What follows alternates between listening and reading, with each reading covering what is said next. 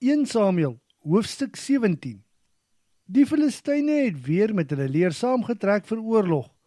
Daar by Sogo, wat deel is van Juda, by Efes Damim, tussen Sogo en Aseka, het hulle kamp opgeslaan. Saul en die Israelitiese manskappe het in die vallei van die groot boom bymekaar gekom, die gevegslinies teen die Filistyne opgestel en daar kamp opgeslaan. Met die vallei in die middel het die Filistyne teen die een koppie en Israel teen die ander koppie stelling teenoor mekaar ingeneem. Die Filistynse boobasvegter, Goliat, wat van Gat kom, het na vore getree. Hy was 'n lang man, met 'n lengte van 6 L en 'n span, of ongeveer 3 meter. Op sy kop het hy 'n koperhelm gehad.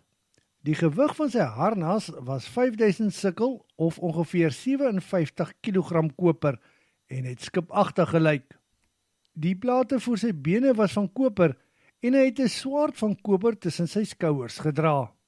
Sy spiese steel het soos 'n wewersbalk gelyk, en die gewig van die spiespunt was 600 sikkel, of ongeveer 7 kg yster.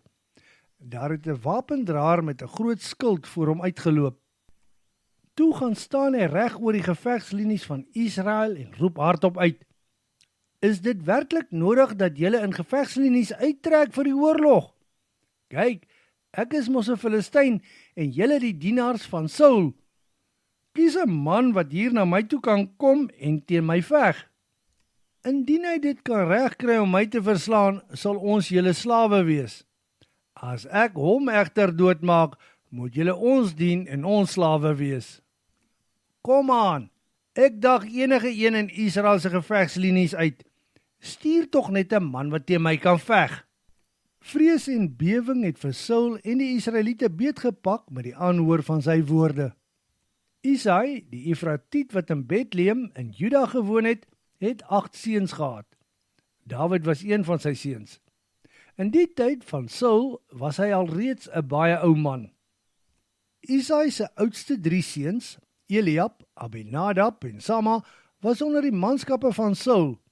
Eliab was die oudste.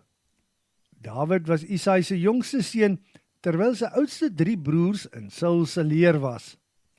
Dawid het telkens tussen Saul en sy pa se skape in Bethlehem heen en weer gegaan.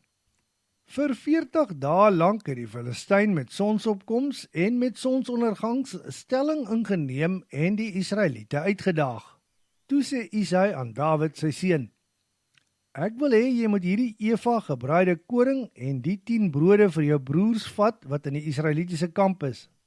Vir die bevelvoerder oor 1000 moet jy hierdie 10 blokke kaas gee. Vind uit hoe dit met jou broers gaan en bring vir my 'n bewys saam dat hulle lewe." Op daardie stadium was Saul, Dawid se broers en die res van die manne van Israel steeds besig om in die vallei van die groot boom oorlog te maak teen die Filistyne. Vroegoggend het Dawid die kleinvee aan 'n wagter oorgegee, gereed gemaak, gepak en vertrek, presies soos Isai hom beveel het. Toe hy by die kamp aankom, was die leer juis besig om hulle gevegslinies op te stel met 'n oorlogskreet. Die Filistyne en die Israeliete het hulle gevegslinies reg oor mekaar opgestel. Toe gee Dawid al die bagasie af by die oppasser en haas hom na die gevegslinie. Daar aangekom het hy eers vir sy broers gevra hoe dit met hulle gaan. Terwyl hy nog met hulle gesels, kom die boobasvegter van die Filistyne, Goliat, wat van Gat afkomstig was, juis uit die gevegslinies van die Filistyne na vore en spreek daardie woorde. Dawid het elke woord gehoor. Maar die manne van Israel het weggekruip toe hulle die man sien, want hulle was baie bang vir hom. Toe sê die Israeliete: "Het julle daardie man gesien? Hy kom net om met Israel te spot en ons uit te daag. Die man wat hom doodmaak sal grootliks beloon word deur die koning. Hy sal ook sy dogter as vrou vir daardie man gee en sy familie sal vrygestel word van enige belasting." En Dawid vra vir die manne wat hom omstaan: "Sê net weer wat sal gebeur met die man wat daardie Filistyn sal doodmaak en die skande oor Israel beëindig? Wie dink hierdie onbesnede Filistyn nogal is hy, dat hy dit waag om die lewende God se gevegslinies uit te daag?" Toe antwoord die manne hom met dieselfde antwoord en sê: "Dit is wat met die man sal gebeur wat hom doodmaak." Eliab, die oudste broer van Dawid, het gehoor wat Dawid alles sê. Dit het hom kwaad gemaak. Toe sê hy, hoekom is jy nou eintlik hier? En wie pas nou daardie klein vee in die woestyn op? Ek ken jou baie goed. Jy is moedwillig en baie vermetel. Ek weet jou, jy is net hier om die geveg te sien. En Dawid antwoord, wat doen ek verkeerd? Dis 'n onskuldige vraag. Daarop draai hy sy rug op Eliab en vra iemand anders die vraag. Weer het die manne hom dieselfde antwoord gegee. Daar is aan Saul vertel wat Dawid alles gesê het, waarop hy vir Dawid na hom laat roep het. En Dawid sê vir Saul, die manne moenie moed verloor as gevolg van hom nie. U dienaar sal teen die Filistyn gaan veg. En Saul antwoord hom, met hierdie Filistyn kan jy nie in 'n geveg betrokke raak nie. Van jongs af is hy 'n ervare soldaat, terwyl jy 'n onervare seun is. En Dawid antwoord Saul, u dienaar pas nog altyd sy pa se kleinvee op. En wanneer 'n leeu of 'n beer 'n lam in die trop vang, sit ek dit agterna en vat die lam wat in sy bek is. En as hy my aanval, gryp ek hom aan die hare en slaan hom vrek. Op die manier het ek al 'n leeu en 'n beer doodgemaak. Ek sal met hierdie onbesnede Filistyn dieselfde doen as wat ek met hulle gedoen het, want hy het die lewende God se gevegslinies uitgedaag.